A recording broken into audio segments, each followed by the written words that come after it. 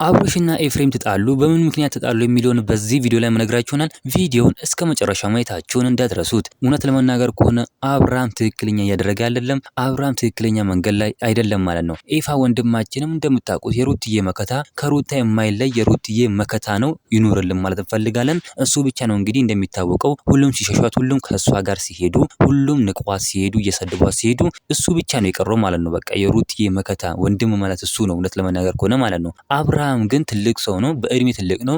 ነገር ግን ኤፍሬም በአስተሳሰብ ይበልጠዋል። ወንድማችን ኤፍሬም ይችላል እያላችሁ እናንተም ኮሜንት ላይ መጻፋችሁ እንዳረሱ። የሩትዬ ልጅ መጥፋቱን እንግዲህ ሁላችንም እናውቃለን። በዚህ ላይም በጣም በቃ በመናደድ ለምንድነው አንተ ልጁን ማፈልገው?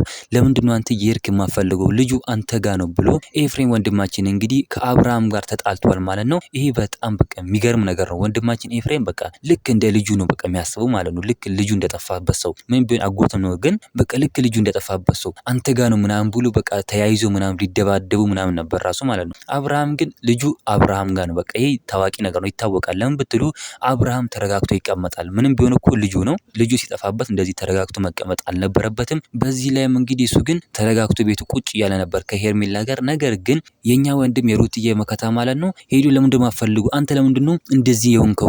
ከመጀመሩ እንደዚህ የሆንኩ ከመጀመሩ ልጅ ላይ የምጨክነው ሩታ ላይ መቼስ ጨክናል። ለምንድነው ልጅ ላይ ራሱ አንዱ ልጅ ላይ እንደዚህ የምጨክነው በማለት ተጣልቶታል። ይሄ ደግሞ እውነትም ትክክለኛ ነገር ነው ኤፋ ወንድማችን ያደረገው። እኛ ወንድማችን ኤፋ እንወደዋለን እያላችሁ ኮሜንት ላይ መጻፋችሁ እንዳረሱ፣ ቪዲዮ ላይ ቻናሉ ሰብስክራይብ ማድረግ እንዳረሱ። በሌላ ቪዲዮ እስከምንገናኝ በያላችሁበት ሰላም ዳርቻ ሰላማችሁ ብዝት ይበልልኝ። ደህና ሁኑልኝ።